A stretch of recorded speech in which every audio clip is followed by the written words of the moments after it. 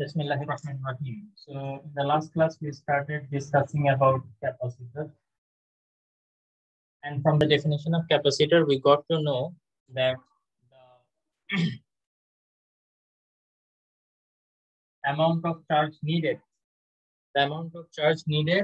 to create a unit potential difference between the conductors or the plates, okay, is known as capacitance of the conductor. See here, if V is equal to 1 volt, then C is equal to Q. So capacitance of a capacitor, okay, it is the amount of charge that we need to store in the plates to create 1 volt of potential difference. So the unit was coulomb per volt, coulomb volt inverse. And if you remember, I discussed about this parallel plate capacitor, that on what the capacitance depend. Capacitance depend on the area, right? The larger the area, the more amount of charge you can store. The capacitance will increase, right? And on the distance also. আপনার sound বারবার একদম আস্তে হয়ে যাচ্ছে আবার বাড়তেছে।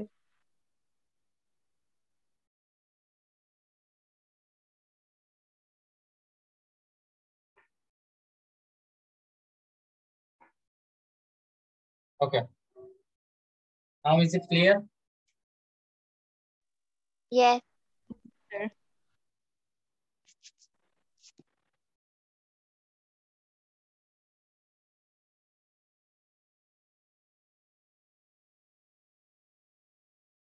So two parallel plates were there.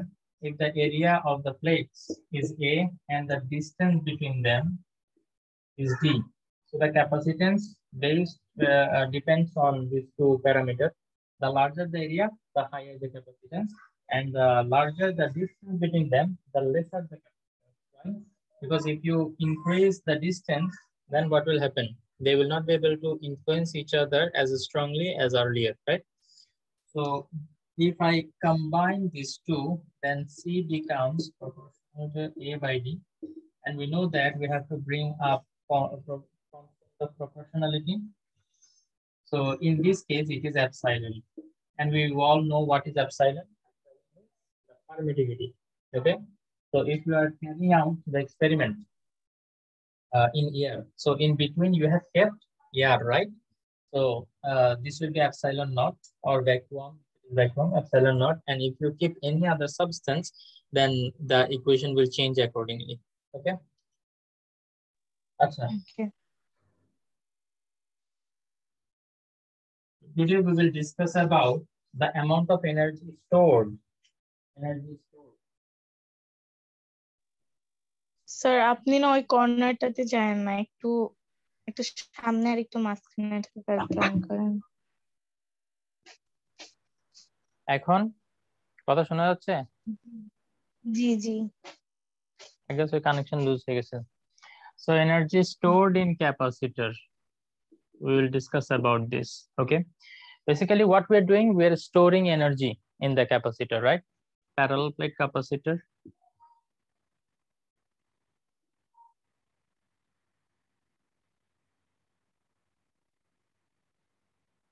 So what is happening here? We are storing charges, and to store the charges, we are doing some amount of work, and we know that work is equal to energy. So if I represent energy stored in capacitor as U, I can write it, this is equal to the work done to store the amount of charge, right? So let us think about, we actually, what we do, we move electron, we cannot move proton, right? So at first, electron moves from this negative point of the battery to this plate, and as a result, what happens? Electron from here comes out and reaches to this end of the battery. So there is movement of electron, right? So yes, let us think about, okay, we know that C is equal to Q divided by V. Here V is the potential difference, potential difference. Okay. Also, W, work done. This one is equal to what we know? S as distance and force. No, that is for work done in other chapter, but for here, to move a charge, the work done is equal to QV. Right or not? W is equal to Yes. QV. Because if you remember from the definition of potential, we studied V is equal to W by Q. The amount of work done to move 1 coulomb charge, unit positive charge. For that, the work done is equal to potential difference. So from here, we can write W is equal to QV, right? Now, if I want to calculate the work done here, that will give me the energy stored. So if I want to calculate the work done, how can I do it? Now, let us think about it in this way. When the first electron were moving out from here, to take the first electron, how much work we had to do? So at first, before the electron reached here, both of the body were neutral. So there was no potential difference between them. This is for the first electron. Please note that this is for first electron. We know that later on, many electrons will follow, right? But for the first electron, we want to calculate the work done. So the amount of charge that is equal to the amount of charge of an electron. So let us represent it by E. You know that it is equal to 1.6 into 10 inverse 19 coulomb, right? Okay. Into V is the potential difference. So when the first electron went here, what was the potential difference between them? Was there any potential difference between them while we were taking it to that plate? At first, there was no potential difference, No. right or wrong? So the potential difference was Right. 0. So if the potential difference was 0, the work done was 0. So for the first electron, there was no work done. Think, as I'm saying, try to think and understand. Now for the second electron, when we were taking the second electron, okay, as the second electron starts to go from here, already there has been some potential difference created between these two. Why? Because when the first electron went, it became negatively charged, and as it became negatively charged, it forced the electron from this plate to come out and reach at this positive end of the battery. So this became positively charged. So while the second electron was going, the potential difference is not 0 anymore. Okay, now it has got some potential, it has got some potential, but as they're opposite, so there is some potential difference between them. So due to this potential difference, there will be a little bit of amount of work done. So let us represent that by dW is equal to E dV, as the potential difference that is created here due to one electron only one electron. So very small amount of potential difference will be created. So as a result, the work done will also be less. Now let us consider for third electron, what will happen? Let us say this is dW1 is equal to E dV1. We can represent it in this way. Why? Because when the third electron was going, already there is 2 electron and 2 proton extra here, right? So the potential difference has increased from earlier. Previously it was, at first it was 0. Then when the first electron went, the potential difference became dV. Now it will increase further when the second electron also went, so it became dV1. You understand, as the electron will start to gather in this plate and the electrons will start to come out from this plate, the potential difference between the plates will increase to grow, will keep growing, right? Will start to grow, right? Yes. Okay. Yes. So that is এই why যে the নাম্বারটা বাড়ার সাথে সাথে work ডানও maybe বেড়ে যাবে না? অবশ্যই ওয়ার্ক ডান বাড়তেছে। প্রথমটার জন্য তোমাকে কোনো কাজই করতে হয়নি, সেকেন্ডটার জন্য একটু কাজ করতেছে, থার্ডটার জন্য আরেকটু বেশি কাজ করতে হচ্ছে। কেন?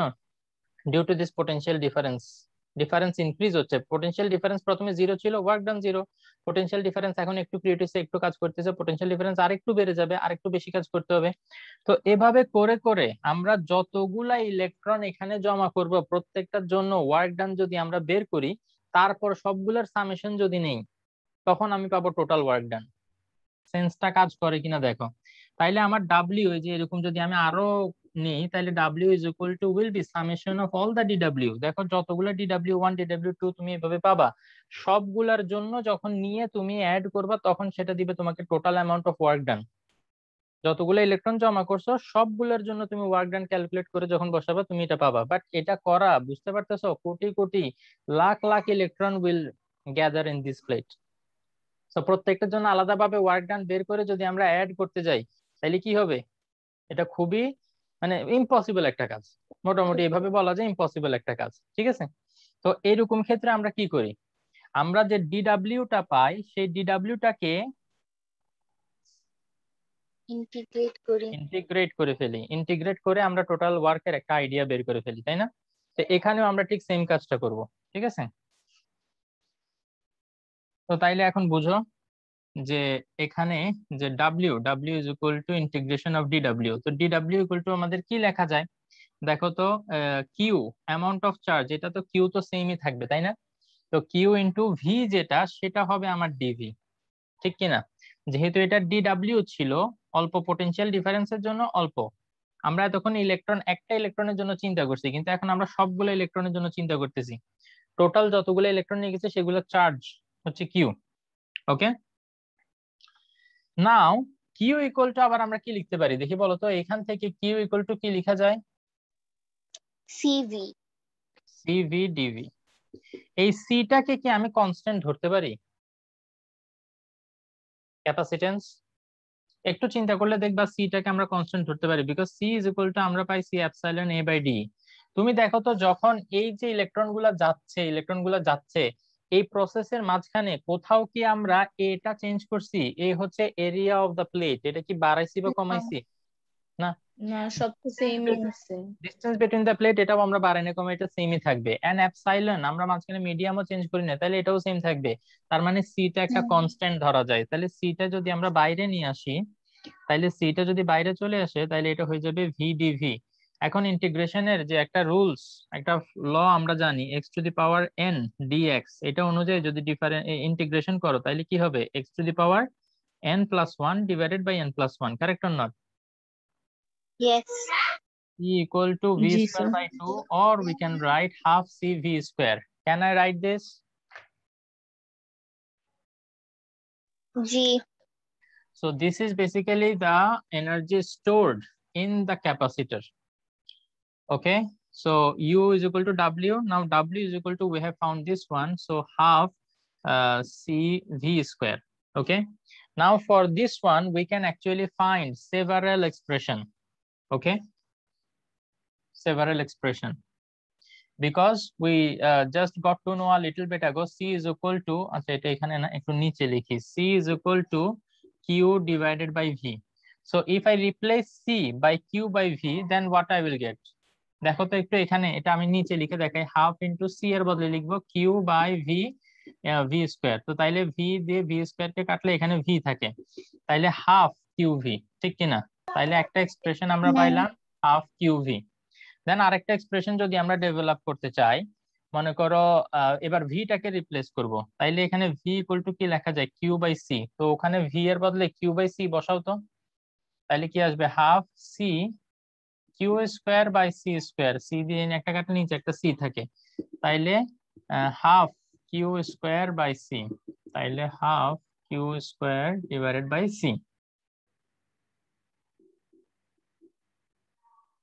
তো মূলত এখান থেকে যেটা বোঝানো তোমাদেরকে আমার টার্গেট, সেটা হচ্ছে আমাদের যদি এনার্জি স্টোরড এটা যদি হিসাব করতে বলে, তাইলে সি কিউ ভি এই তিনটা থেকে যে কোনো দুইটা আমার জানা থাকলেই হবে। দেখো তো যদি আমি সি আর কিউ জানি, সি আর কিউ জানলে এই যে এটা দিয়ে বের করে ফেলতে পারবো। যদি কিউ আর ভি জানি তাহলে এটা দিয়ে বের করে ফেলতে পারবো, আর যদি সি আর ভি জানি তাহলে এটা দিয়ে বের করে ফেলতে পারবো।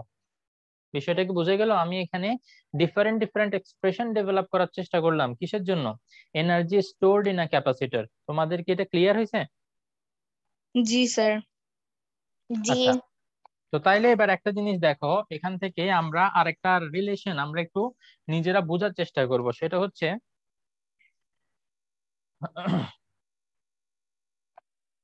ওকে, তো একটা ম্যাথমেটিক্যাল প্রবলেম সলভ করি আগে, তারপরে একটা ম্যাথমেটিক্যাল প্রবলেম যদি আমরা সলভ করি এটার উপর বেস করে, মনে করো দেয়া আছে যে আমাদের প্লেট গুলা, এই প্লেট গুলার এরিয়া দেয়া আছে মনে করো 1.65 মিটার স্কোয়ার, দেন এদের মাঝখানে যে ডিস্টেন্স, প্লেট দুইটার মাঝখানে ডিস্টেন্সকে আমরা ডি দিয়ে রিপ্রেজেন্ট করি। সো এটা 2 সেন্টিমিটার, এটাকে মিটারে কনভার্ট করলে 2 × 10⁻² metre. You can write 0.02 metre also, no problem. And the potential difference that we want to create is 60 volt. ঠিক আছে, দুইটা প্যারালাল প্লেটের মাঝখানে 60 ভোল্টের পোটেনশিয়াল ডিফারেন্স আমরা ক্রিয়েট করতে চাই।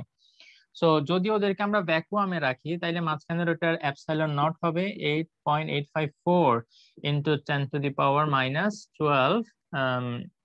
ইউনিটটা কি জানি মনে থাকে না, coulomb square per newton per metre square খুব সম্ভবত, দেখিও। ওকে, দেন we have been asked to find out two things. At first, capacitance, which is C. Then number D, in D, they are asking that in between the plates, if we keep an object of 2.8 dielectric constant, তার মানে হচ্ছে আমাদের এই যে plate দুইটা, এই দুইটা প্লেটের মাঝখানে প্রথমে ছিল ভ্যাকুয়াম, তো সেটার জন্য আমরা ক্যাপাসিটেন্স বের করতে বলছে।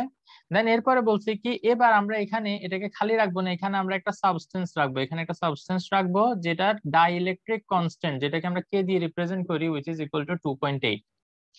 তো তাইলে এখন ওরা বলছে কি এটা যদি রাখি তাহলে what change will occur in case of stored energy? Change, এখানে লিখি change in stored energy, change in stored energy. Before I start answering the question, let me make sure that you have understood the question. Do you understand the question? উপরে কি লিখছেন, k is equal to কি? 2.8. ওকে, উপরে লিখছি এটা 2.8। এবার ক্যাসেলের marker গুলা ভাবছিলাম ভালো হবে, কিন্তু এগুলা এখন তো আবার কালি ভালো আসতেছে, একটু পরে আবার ফেড হয়ে যায় কিনা, আচ্ছা দেখি। ওকে, তো তাইলে এখানে আমরা ক্যাপাসিটেন্স ফার্স্টে সিটা বের করি। সিটা বের করার জন্য আমার কি লাগবে? সি এর জন্য epsilon naught a by d, right, epsilon naught a divided by d. All the values are ready, so 8.854 × 10⁻⁻12 into a is 1.65 divided by 2 × 10⁻². So if I do the calculation, that what should I get? Can they do the calculation and let me know the answer?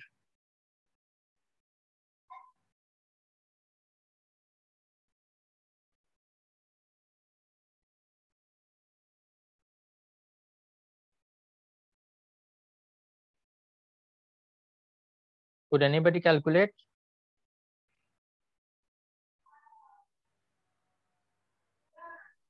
That's 7.3 × 10⁻⁻10. Eh?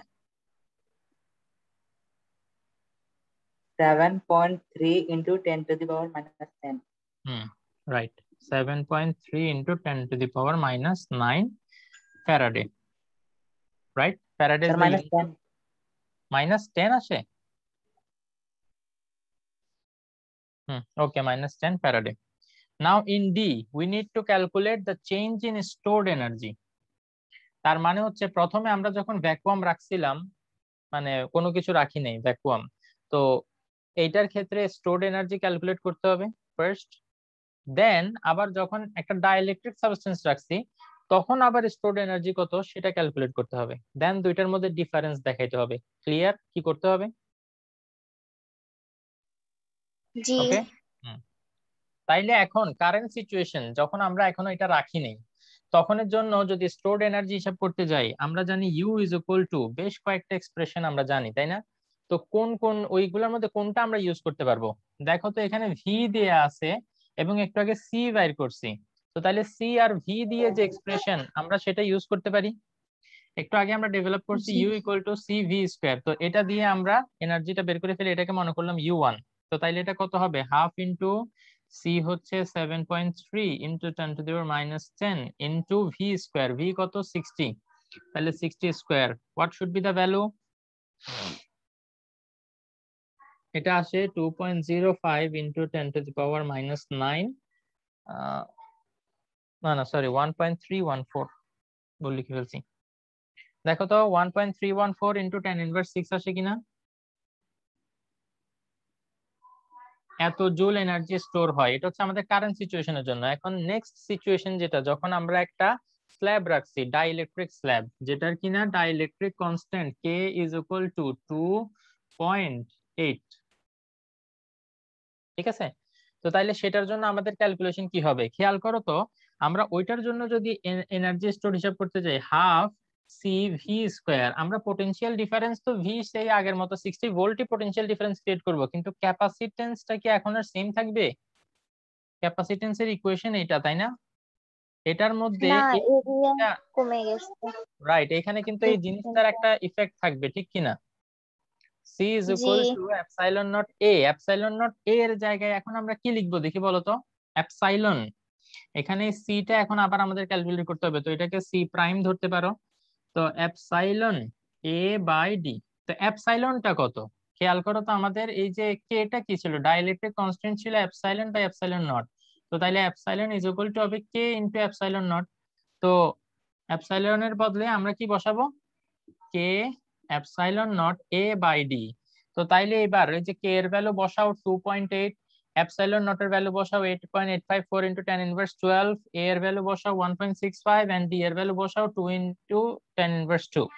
এটা বসানোর পরে C প্রাইমের value তোমার আসার কথা এরকম 2.05 into 10 inverse 9, 2.05 into 10 inverse 9 Faraday. তো তাইলে নিউ সিচুয়েশনের জন্য আমরা সি বের করে ফেলছি। তো তাইলে আমরা নিউ সিচুয়েশনের জন্য এনার্জিও বের করে ফেলতে পারবো। হাফ ইনটু সি হচ্ছে 2.05 into 10 inverse 9 into V square মানে 60 স্কয়ার। তো এটা কত আসবে? এটা আসবে হচ্ছে 3.68 ইনটু 10 ইনভার্স 6 জুল। তো তাইলে স্যার, দোনোটাই, হ্যাঁ বলো। ভিটা কি পোটেনশিয়াল ডিফারেন্স না? ইয়েস, পোটেনশিয়াল ডিফারেন্স আমরা সেমই ক্রিয়েট করব দুইটার মাঝখানে। ওকে। হুম। তো তাইলে এই যে দুইটা আমরা পাইলাম, এই দুইটার মধ্যে এখন আমরা কম্পেয়ার করব, কম্পারিজন করব। তো সেটা আমরা কিভাবে করতে পারি খেয়াল করো।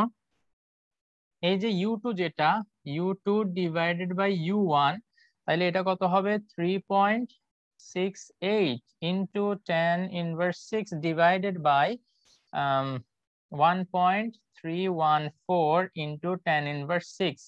তো তাইলে দেখো তো এখানে এটা কত আসবে? 2.8 আসার কথা। তোমরা ক্যালকুলেশন করো, আমি আসলে তোমাদের জন্য ওয়েট করলে অনেক দেরি হয়ে যায়, তো এই কারণে আমি কন্টিনিউ করতেছি।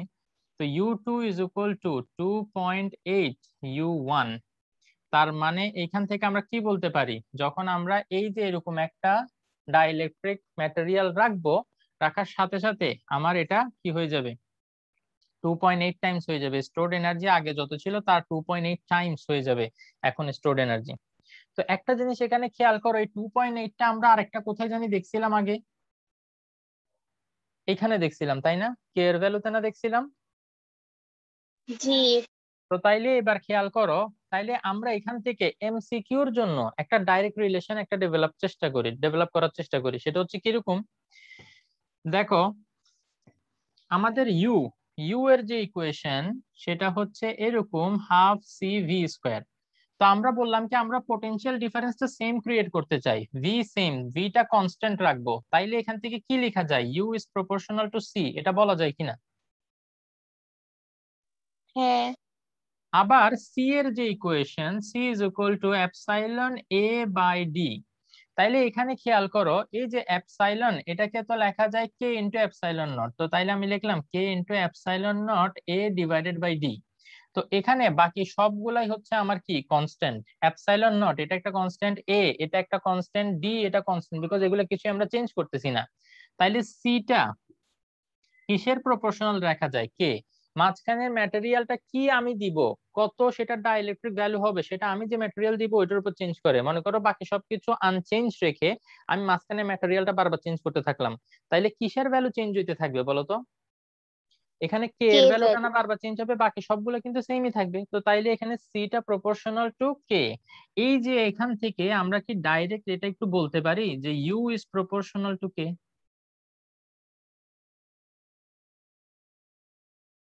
জি তাইলে খেয়াল করো আগে আমাদের এই যে কেটা যত টাইমস, মানে আগে আমাদের কেটা কিন্তু 1 ছিল। তোমরা হয়তো ভাবতে পারো যে স্যার এখানে যখন আপনি K equal to epsilon by epsilon not লিখছেন, এখন ভ্যাকুয়ামের জন্য যেটা এপসাইলন, সেটা এপসাইলন বাই এপসাইলন করলে তো এটা 1ই হয়, তাই না?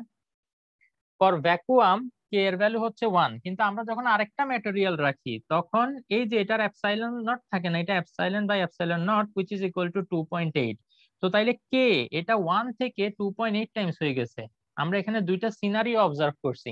একটা হচ্ছে যখন মাঝখানে ভ্যাকুয়াম ছিল তখন আমাদের কে এর ভ্যালু কত, 1, এটা তো জানো আশা করি, তাই না? তখন হচ্ছে আমাদের কে এর ভ্যালু 1।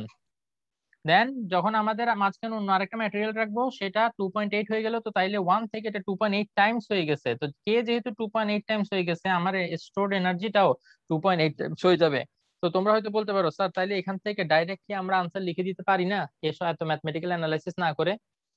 যেহেতু তোমাদেরকে ডি এর মধ্যে, ক্রিয়েটিভের ডি এর মধ্যে বলছে ম্যাথমেটিক্যালি অ্যানালাইজ করে দেখাইতে হবে, তো সেই জন্য আমরা এত ক্যালকুলেশন করছি। বাট এমসিকিউর জন্য তোমাদের এত চিন্তা করা লাগবে না, তোমরা ডাইরেক্ট এই জিনিসটা অ্যাপ্লাই করতে পারবা।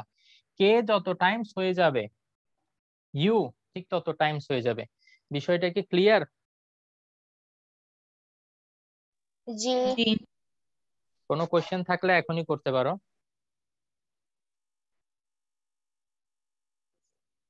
নাই। আচ্ছা, তো শেষ করার আগে আমরা প্যারালাল প্লেট ক্যাপাসিটর তো দেখলাম, আরেক টাইপের একটা ক্যাপাসিটর আছে যেটা কিনা ওই যে কি বলে এটাকে, সার্কুলার ক্যাপাসিটর বলে খুব সম্ভবত। আমি ওইটার ক্ষেত্রে একটা ইকুয়েশন দেখাই, ওইটার অঙ্ক যদি আমরা পাই সামনে তাইলে করব। ও প্যারালাল প্লেট ক্যাপাসিটরটা বেশি ইম্পর্টেন্ট আর কি। তো এখানে যেটা হয় এই যে একটা এরকম আর একটা হচ্ছে এরকম।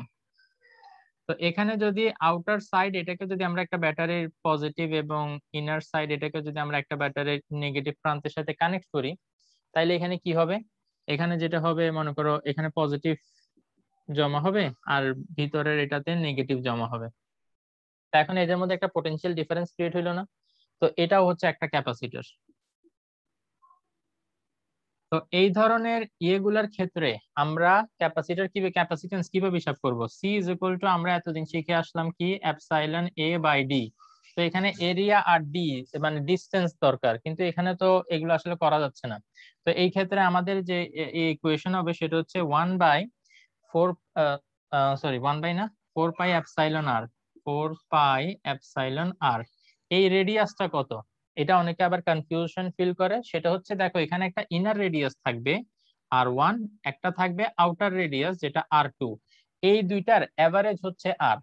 তাইলে R ইজ ইকুয়াল টু আমরা লিখতে পারি কি, R1 plus R2 divided by 2।